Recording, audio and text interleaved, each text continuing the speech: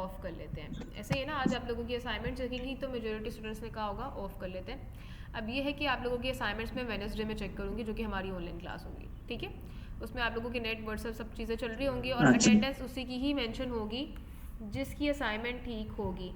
और सर्टिफिकेट में, एक मिनट मुझे कंप्लीट करने दें फिर मैं सुनती हूँ आपकी बात। सर्टिफिकेट उसी को मिलेंगे जिसकी असाइनमेंट कंप्लीट होगी और क्लास प्रेजेंटेशन होगी। जो समझ रहे हैं कि ऑनलाइन क्लास हम अपनी छुट्टी कर लेंगे तो उनको नहीं मिलेंगे सर्टिफिकेट। जी बताएं। असाइनमेंट में जो इंशाल्लाह नेक्स्ट जो क्लास में इंशाल्लाह शेयर जैसा करूँ। आपने लास्ट वीक में 2 वीक्स में वो क्या कहते हैं हमसे एक ने वर्क वाला प्रोजेक्ट पूछा था, उसी की बनानी है। नहीं, मैंने आपको ग्रुप में एक इमेज शेयर की थी, ग्रुप में ऐड हो आप। जी जी। ग्रुप में मैंने आपको एक इमेज शेयर की थी, उसको क्लोन करना था, वैसी ही चीज़ आपने खुद बनानी थी। मैंने एक तस्वीर शेयर की थी ना, आपने उसको देख के खुद बनाना था कि कैसे बना सकते कार्ड्स हो। की थी और उसमें सिलेबस। कार्ड से प्रॉपर एक प्रोजेक्ट था, एक नैब बार थी, हीरो सेक्शन सब ठीक चीज़ें है। थी। जी सदाम हुसैन। अस्सलाम वालेकुम मैम, आवाज़ आ रही है? सलाम जी, आपकी आवाज़ आ रही है। जी मैम, असल में मैंने एक बनाई तो है अपना जो फाइल बनाई है, लेकिन मसला ये आ रहा था डिमेंशन रिस्पॉन्सिव, जो आपने लास्ट लेक्चर में हमें समझाया था कि जो भी डिवाइसेस हैं उसमें उस हिसाब से वो मैनेज होके आएंगे ना। तो वो थोड़ा बहुत इश्यूज आ रहे हैं अभी तक भी, वो रिजॉल्व नहीं हुए। तो नेक्स्ट लेक्चर तक या कल तक आप बोल रहे हैं, तो इंशाल्लाह वो कवर कर दूंगा।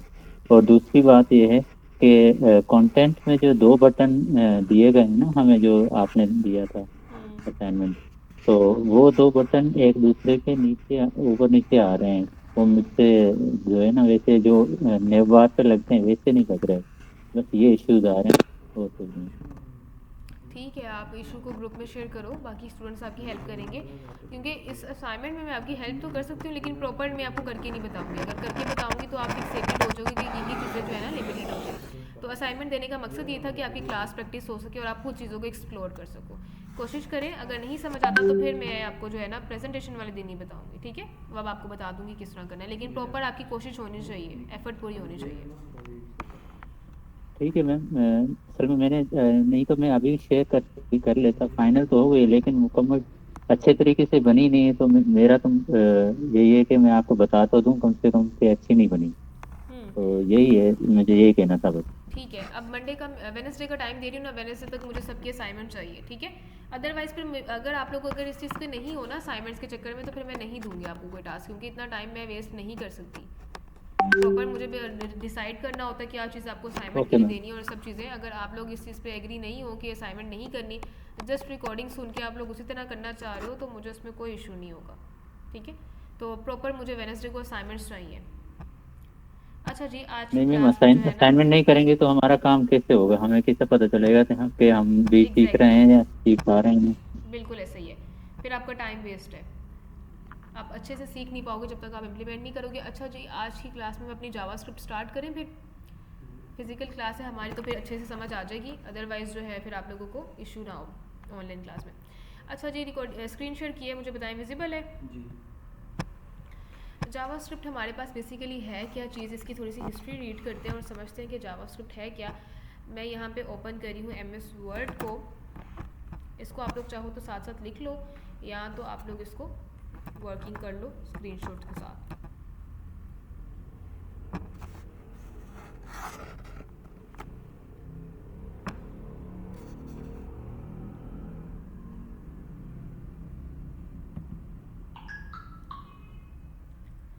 ओके, मैं ज़रा इसका फ़ॉन्ट साइज़ थोड़ा सा इंक्रीज़ कर दूँ ताकि विजिबिलिटी अच्छी हो।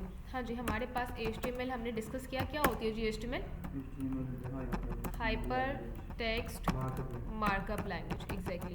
हाइपर टेक्स्ट मार्कअप लैंग्वेज की एक चीज़ है हमारे पास जो कि हम यूज़ करते हैं स्ट्रक्चर बिल्डिंग के लिए। हमने देखा है जी, वेबसाइट का जितना भी स्ट्रक्चर बनाना है वो हम with the help of HTML बना रहे हैं, और प्रॉपर इसमें टैग्स होते हैं, ऐसे ही है, टैग्स होते हैं। ये वाला काम कुछ बुलेट्स की फॉर्म में लिख रही हूँ कि HTML में हमारे पास क्या है। इसको मैं थोड़ा सा बोल्ड कर रही हूँ और इसको हेडिंग में ऐड कर रही हूँ कुछ, ये इसको बोल्ड कर दो, ये सही हो गया जी। इतना काम हम सबको क्लियर है कि HTML है क्या, हाइपर टेक्स्ट मार्कअप लैंग्वेज, और हमने इसको यूज़ कब करना है। एक मिनट में जो है ना इसको कुछ ये काम कर रही हूँ ताकि आप लोग इसका स्क्रीनशॉट लो तो आप लोगों को ज़रा एक अच्छा स्ट्रक्चर दिखे इसका। हमें पता है कि HTML हमारे पास स्टैंड्स फॉर है HTML stands for hyper text markup language, जो कि हम यूज़ करते हैं अपनी वेबसाइट का स्ट्रक्चर बिल्ड करने के लिए। स्ट्रक्चर क्या होता है कि आप इसमें यूज़ पहले क्या करते हैं, हमारे पास चीज़ें क्या क्या होती हैं, क्या यूज़ करते हैं जी हम HTML में, हमारे पास टैग्स होते हैं HTML में। हम यहाँ पे सबसे पहले चीज़ देते हैं, टैग्स की फॉर्म में वर्किंग करते हैं HTML में। और दूसरी चीज़ हमारे पास क्या होती है जी, नेक्स्ट और क्या चीज़ होती है हमारे पास, एट्रीब्यूट्स होते हैं कुछ। ये दोनों चीज़ें सीख लें तो हमारी HTML कंप्लीट होती है। ऐसे ही है ना, टैग्स और HTML सीख लें। अब टैग्स की डिफरेंट टाइप्स होती हैं, वो कौन कौन सी टाइप्स होती हैं ये हमने डिस्कस किया हुआ है और ये हमारे पास क्लियर है। अब the next thing is that हमारे पास फिर HTML के बाद क्या चीज़ हमने देखी थी, CSS। एग्जैक्टली CSS देखी थी, जो कि हमारे पास क्या है, कैस्केडिंग स्टाइल शीट। एग्जैक्टली मैं इसको भी हेडिंग को लार्ज कर रही हूँ और कुछ यहाँ पे चलते हैं। CSS हमारे पास कुछ ये है जिसकी फुल फॉर्म हमारे पास क्या है, कैस्केडिंग स्टाइल शीट कुछ ये। अब ये CSS की फुल फॉर्म हो गई है और इसका मतलब हमारे पास क्या है, हमने क्यों यूज़ करनी है CSS, स्टाइलिंग करने के लिए। जैसे कि हमारे पास क्या क्या स्टाइलिंग हो सकती है ये हमने बड़ी डिटेल में डिस्कस किया हुआ है। आप लोगों के पास कुछ आपके बटन्स हो सकते हैं, इसको भी बोल्ड कर दो और नॉर्मल लैंग्वेज के साथ Ctrl+C। अच्छा, अब स्टाइलिंग पे चलते हैं। तो हमारे पास स्टाइलिंग में क्या चीज़ें आ जाती हैं, हमारे पास आपकी स्टाइलिंग में आ जाते हैं आपकी प्रॉपर्टीज़ कुछ यूज़ करते हैं, प्रॉपर्टीज़ आती हैं कुछ हमारे पास।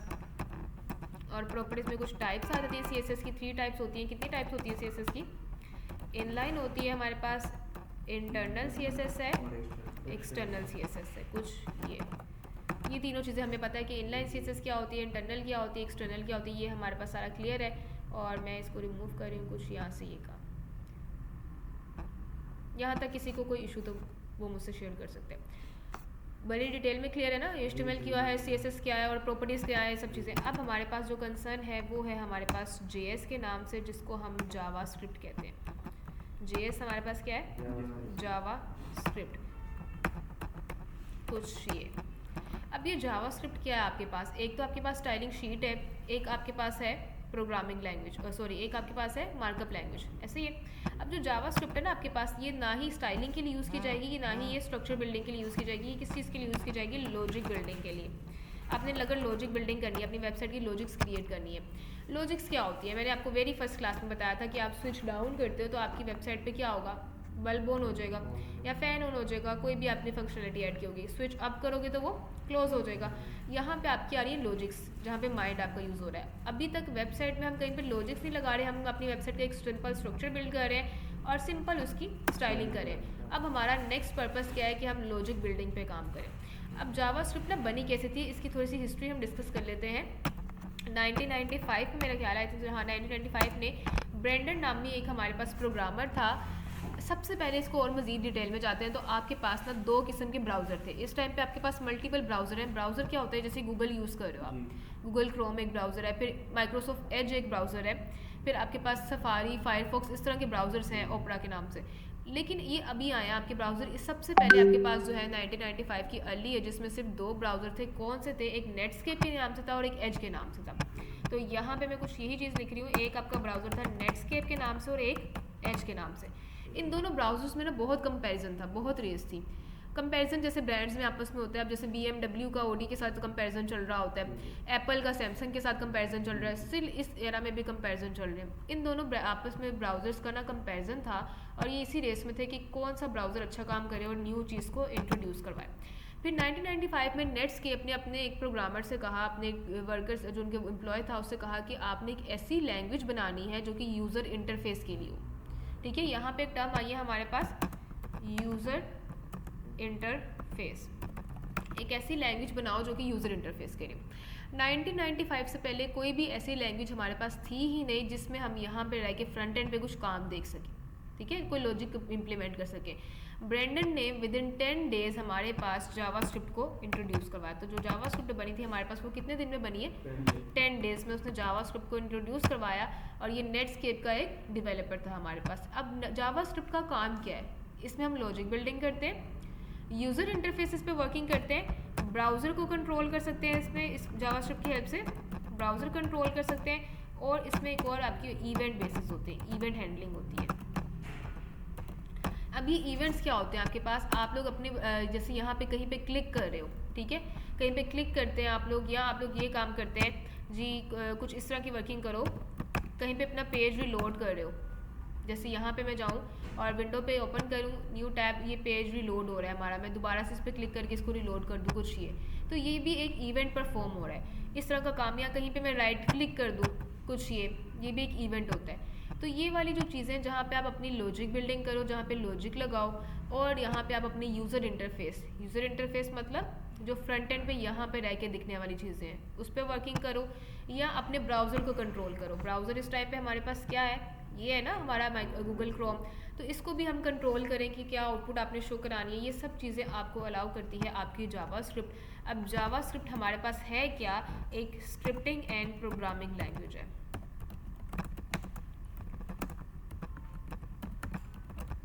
स्क्रिप्टिंग एंड प्रोग्रामिंग लैंग्वेज एक ऐसी लैंग्वेज होती है जिसमें आप लॉजिक लिखते हो। बहुत सी और भी प्रोग्रामिंग लैंग्वेजेस हैं, अगर आप लोग जाओ मार्केट में देखो तो हमारे पास एक सी नाम से प्रोग्रामिंग लैंग्वेज होती है, C++ की एक लैंग्वेज है, हमारे पास जावा के नाम से एक लैंग्वेज है एग्जैक्टली, फिर C# के नाम से एक लैंग्वेज है कुछ ये, फिर हमारे पास PHP के नाम से लैंग्वेज है, और हमारे पास किस नाम से, पाइथन के नाम से एक लैंग्वेज है। अच्छा जी, और भी बहुत सी लैंग्वेज होती है हमारे पास, रूबी के नाम से एक लैंग्वेज है, कोटलिन है, बहुत सी लैंग्वेजेस हैं, मल्टीपल लैंग्वेजेस होती हैं हमारे पास। अब इन सब लैंग्वेजेस में से ना एक लैंग्वेज हमारे पास है JS के नाम से, जो कि जावास्क्रिप्ट के नाम से।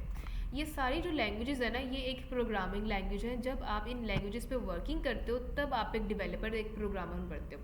अभी तक जो ये है ना, ये एक मार्कअप लैंग्वेज है जो कि मार्कअप बिल्डिंग के लिए यूज़ की जाती है, स्ट्रक्चर बिल्डिंग के लिए। अगर आप इस पर वर्किंग करो तो you are not a programmer, you are not a developer, you are just a markup language creator.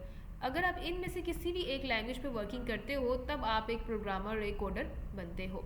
अब हमारा कंसर्न किसके साथ है, जावास्क्रिप्ट के साथ है।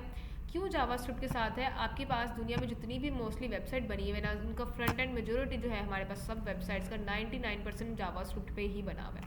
इस टाइम पे ना दुनिया में 1.13 बिलियन वेबसाइट्स हैं ऑल ओवर द वर्ल्ड, ठीक है, इतनी वेबसाइट्स की क्वांटिटी है, जिसमें से आपके पास 98.9% जो वेबसाइट्स हैं वो जावास्क्रिप्ट पे बनी है। तो मेरा ख्याल है अब हमें सोचने की तो ज़रूरत बिल्कुल नहीं है कि हमने जावास्क्रिप्ट को क्यों यूज़ करना है, जब इतनी फंक्शनैलिटी में से इतनी रेशो आपकी जावास्क्रिप्ट पे डिपेंड कर रही है, तो फिर जाहिर सी बात है ये तो 100% ही रेशो बन गई ना। अगर हम इसको राउंड ऑफ करें तो ये प्रॉपर 99 बन जाएगा। ये चीज़ भी आपका पॉपुलैरिटी है जावास्क्रिप्ट की, तो ये कंसर्न आउट आपका ये इस तरह से कवर होता है। जावास्क्रिप्ट को बैकएंड लैंग्वेज भी कह सकते हैं। एग्जैक्टली, जावास्क्रिप्ट आपकी फ्रंट एंड की लैंग्वेज भी है, आपकी बैक एंड की लैंग्वेज भी है, इसीलिए हम इसको फुल स्टैक में, वन स्टैक में यूज़ करते हैं, क्योंकि फ्रंट एंड में भी सेम लैंग्वेज और बैक एंड में भी सेम लैंग्वेज है। जी किसी का, जी सदाम हुसैन।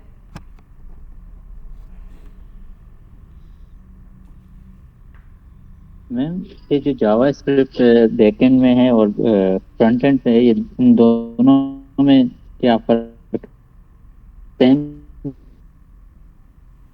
जी फ्रंट एंड में भी हमने जावास्क्रिप्ट यूज़ करनी है और बैक एंड में भी यूज़ करनी है, दोनों में जावास्क्रिप्ट है आपकी।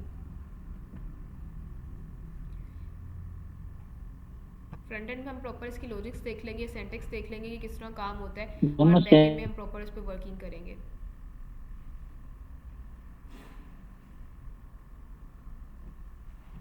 आपकी आवाज़ नहीं ठीक आ रही है, कुछ और कह रहे हैं आप?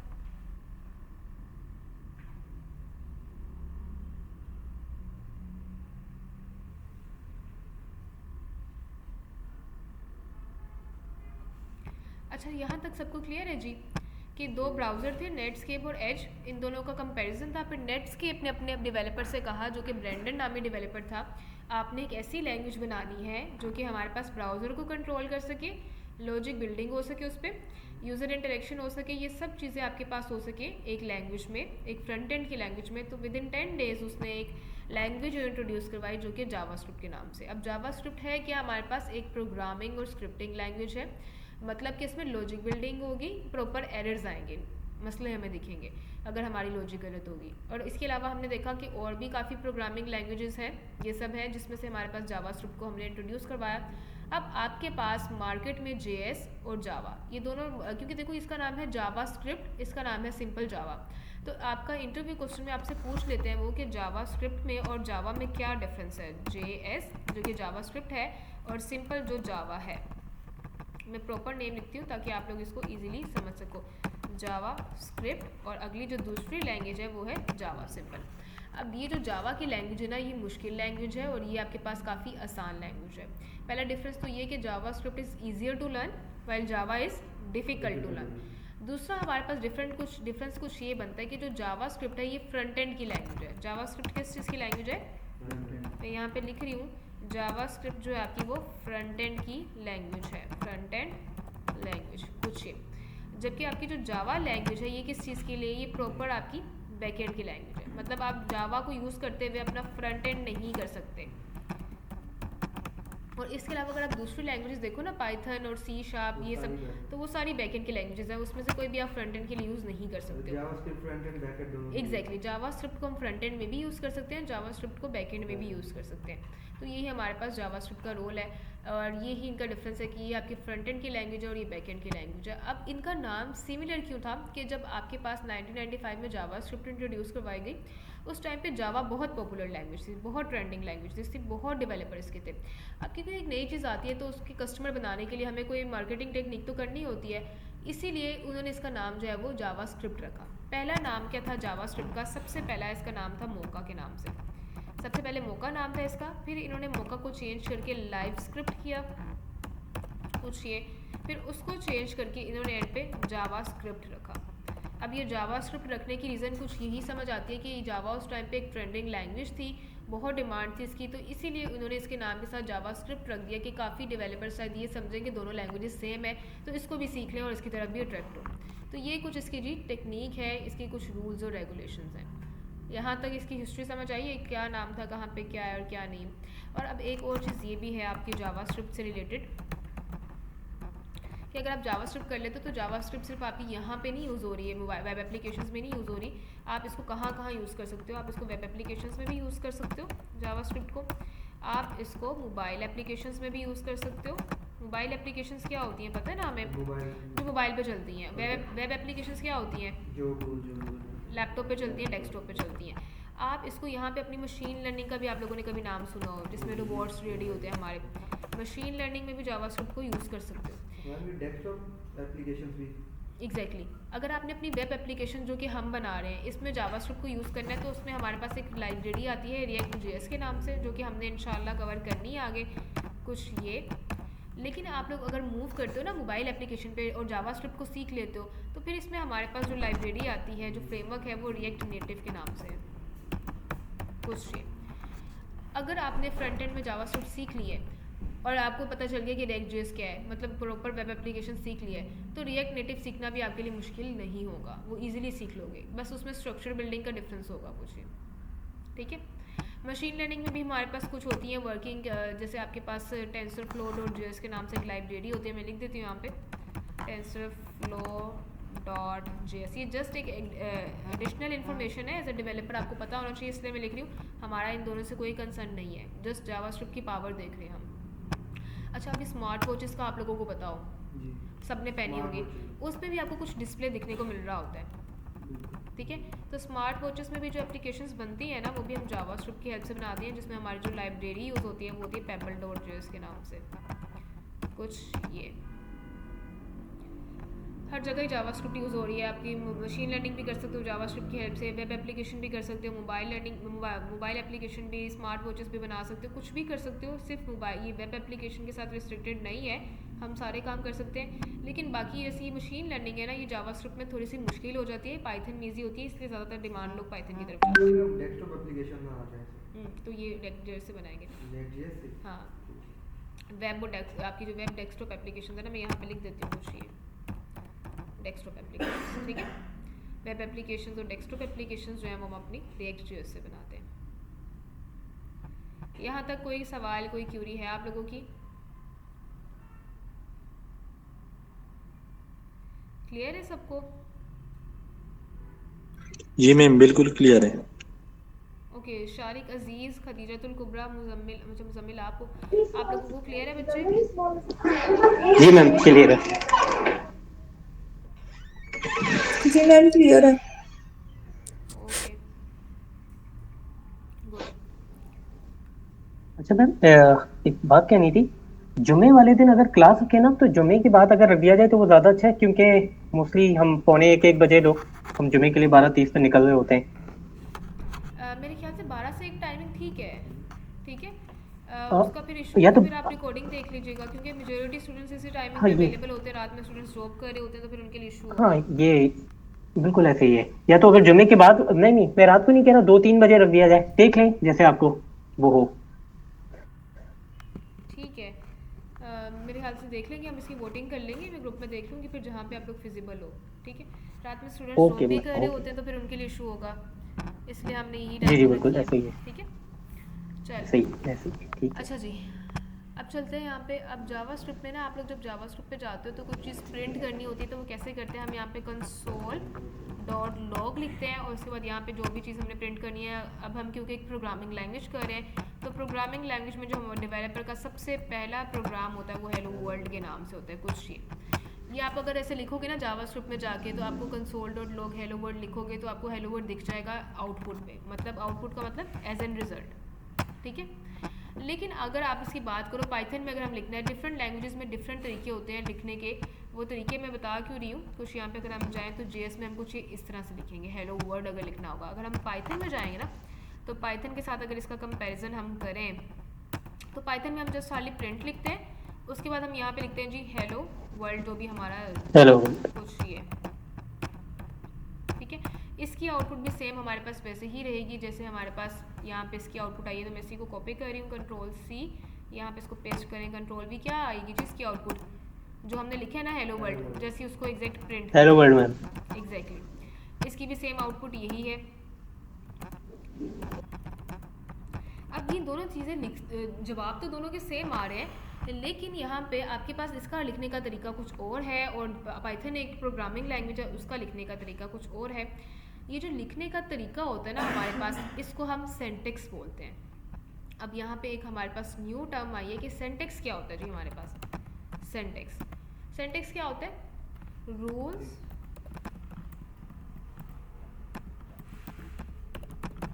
फॉर राइटिंग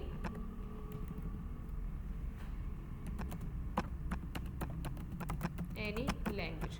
किसी भी लैंग्वेज में अगर हमने कुछ लिखना होता है तो उसके कुछ रूल्स होते हैं। इंग्लिश के सेंटेंस बिल्डिंग के कुछ रूल्स आप लोगों ने पढ़े होंगे, क्या होते हैं सेंटेंस बिल्डिंग के रूल्स इंग्लिश में अगर हमने कोई सेंटेंस लिखना होता है तो? Ma'am grammar, parts of speech आ जाते हैं, आपकी ग्रामर आ जाती है जिसमें ऑब्जेक्ट्स वर्ब और ये सब चीज़ें आ जाती हैं, टेंसेस। ये आता है। उर्दू में भी सेम कोई रूल है, उर्दू में एक लैंग्वेज है ना हमारे पास, इंग्लिश भी एक लैंग्वेज है।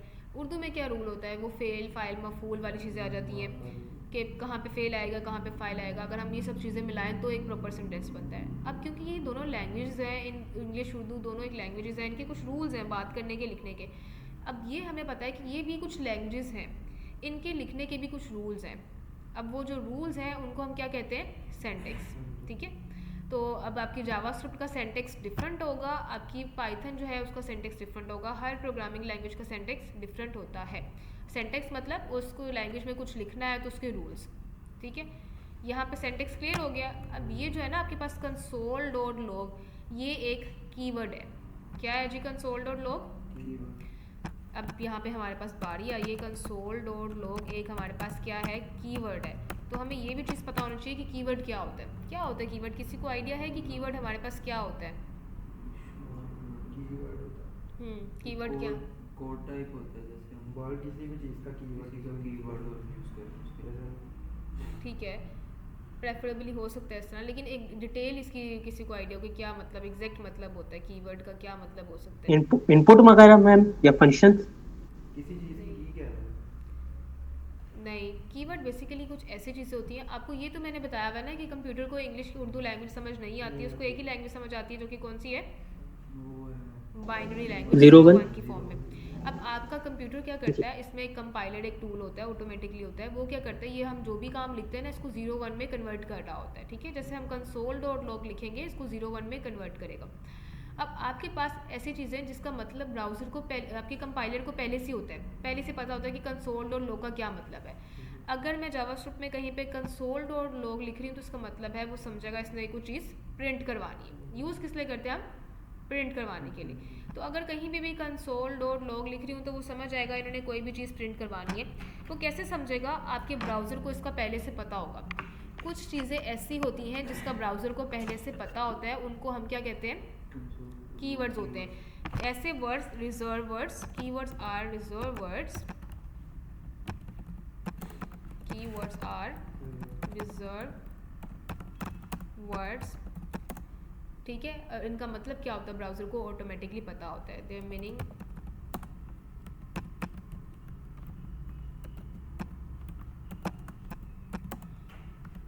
Are known by the compiler. कुछ ये क्लियर है यहाँ तक?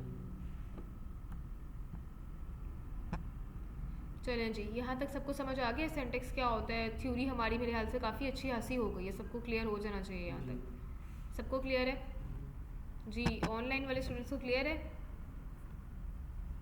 जी मैम। ओके चलें जी, अब हम चलते। आप लोगों ने इसका अगर स्क्रीनशॉट लेना है कुछ तो मुझे बता दें, अदरवाइज़ मैं इसको डिस्कार्ड करने लगी हूँ। किसी भी चीज़ को स्क्रीनशॉट इसमें से कवर करना है आपने तो।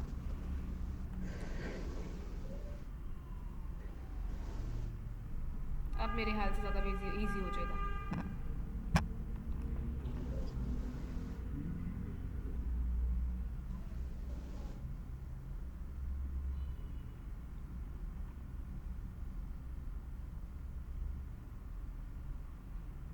स्क्रॉल डाउन कीजिए।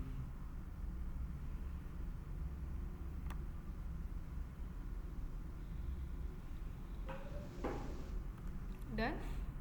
Okay good. अच्छा जी, अब चलते हैं प्रॉपर अपना एक न्यू फोल्डर बनाते हैं और उस पर प्रॉपर वर्किंग करते हैं जी। यहाँ पे हम राइट क्लिक करके एक न्यू फोल्डर बनाने लगे हैं JS109 के नाम से। JS109 एंटर प्रेस करें और राइट क्लिक करके इस फोल्डर को मैं VS कोड में ओपन करने लगी हूँ। अच्छा, एक तरीका और भी होता है हमारा फोल्डर को ओपन करने का, मैं अभी बता रही हूँ, उसको रिएक्ट में मैं डिटेल से बताऊँगी, लेकिन अभी आप लोग देख लें ताकि समझ आ जाए। आप लोग इस फोल्डर को किस तरह दूसरे तरीके से ओपन कर सकते हैं अगर आपका शो मोड ऑप्शन नहीं आ रहा है। इस फोल्डर को जस्ट डबल टैप करके ओपन करें और यहाँ पे आप जो आपका क्या कह रहे हो आप? हाँ, CMD लिखो यहाँ पे, एंटर प्रेस करो, आपका अब ये CMD में ओपन हो जाता है फोल्डर। और यहाँ पे लिखो exactly code space dot, enter press करो। आपका ये जो फोल्डर है ये दूसरा तरीका है कि VS कोड में ओपन हो जाए। ठीक है, अभी आप लोगों ने माइंड में अपना वही रखना है। ये जस्ट मैंने आपको एक एडिशनल तरीका बताया, इसको हम रिएक्ट पे देखेंगे कि रिएक्ट में क्यों हम ये यूज़ करें।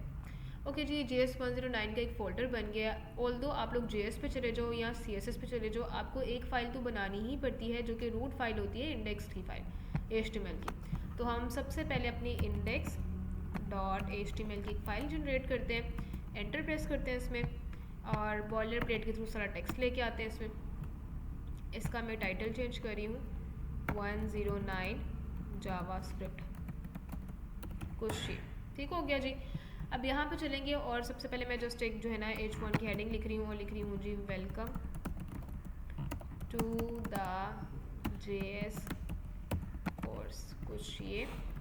और उसके बाद हम यहाँ पे एक P का टैग लगा रहे हैं, उसमें डेटा ऐड कर रहे हैं 20 वर्ड्स का, Alt Z करके रैप करें। यहाँ तक क्लियर है सबको? बेसिक सा काम किया है जस्ट ये।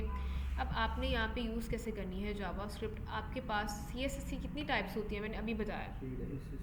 कौन कौन सी? कैसे कैसे यूज़ करते हैं इनलाइन, इंटरनल, एक्सटर्नल? इनलाइन को हम टैग्स में यूज़ करते हैं, एक्सटर्नल में शीट का लिंक लगा देते हैं और इंटरनल में ऊपर style link. Good, very good. लेकिन आपके पास जावास्क्रिप्ट की दो ही टाइप्स होती है, इंटरनल और एक्सटर्नल। इनलाइन जावास्क्रिप्ट यूज़ करने का तरीका नहीं है हमारे पास। अगर हम यहाँ पे जाएं, इंटरनल जावास्क्रिप्ट को यूज़ करें, स्क्रिप्ट का टैग हमें स्टार्ट करना पड़ता है। ठीक है, उसमें हमें यहाँ पे कंसोल डॉट लॉग पढ़े ना क्या चीज़ है, प्रिंट करने के लिए कोई भी चीज़ हम लिखेंगे कंसोल डॉट लॉग और यहाँ पे वही चीज़ लिखें जो कि हमने वहाँ पे लिखी है, हेलो वर्ल्ड कुछ ये।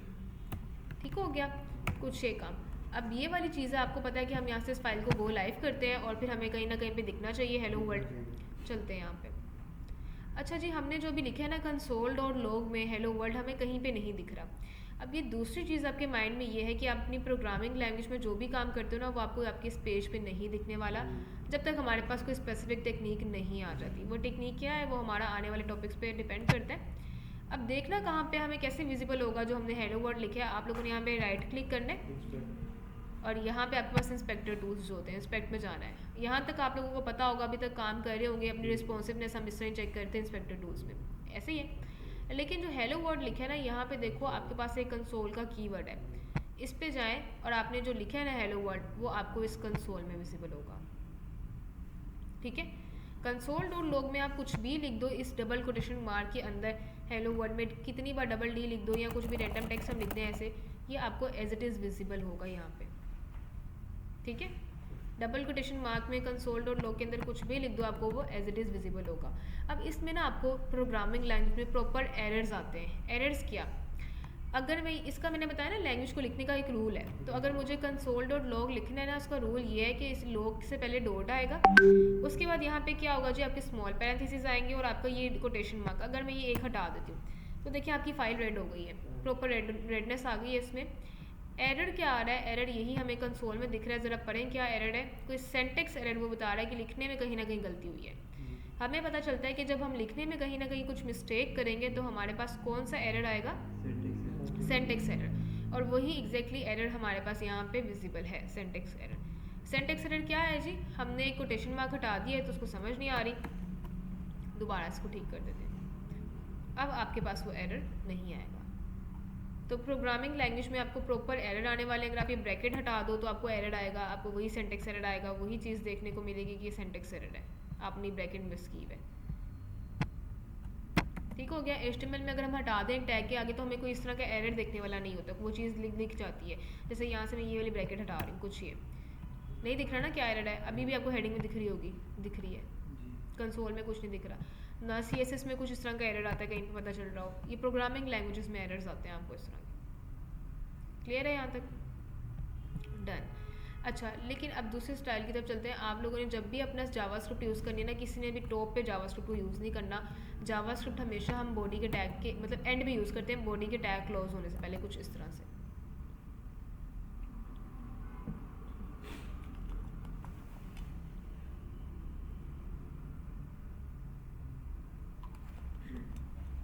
लास्ट में हम क्यों यूज़ करते हैं अपनी, वो मैं आपको बता रही हूँ।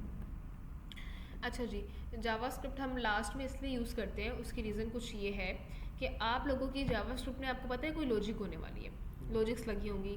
हो सकता है कि हमने कोई ऐसी लॉजिक लगाई हो कि पहले 100 तक काउंटिंग हो, फिर कोई चीज़ दिख रही हो। तो क्या होगा, हमें ये भी पता है कि लाइन बाय लाइन एग्जीक्यूशन होती है, पहले एक लाइन पढ़ी जाती है, उसको चेंज किया जाता है, फिर इस तरह वाला काम। अगर हमने ये काम कुछ इस तरह किया है, कुछ यहाँ पे, और यहाँ पे आपकी इस लाइन के बाद यहाँ पे आप आए हो जावास्क्रिप्ट में, आपने 100 तक काउंटिंग की है, तो पहले वो 100 तक काउंटिंग करेगा, फिर आगे आपकी हेडिंग और पैराग्राफ को शो करवाएगा। तो इस तरह से क्या होगा, आपकी वेबसाइट स्लो हो जाएगी।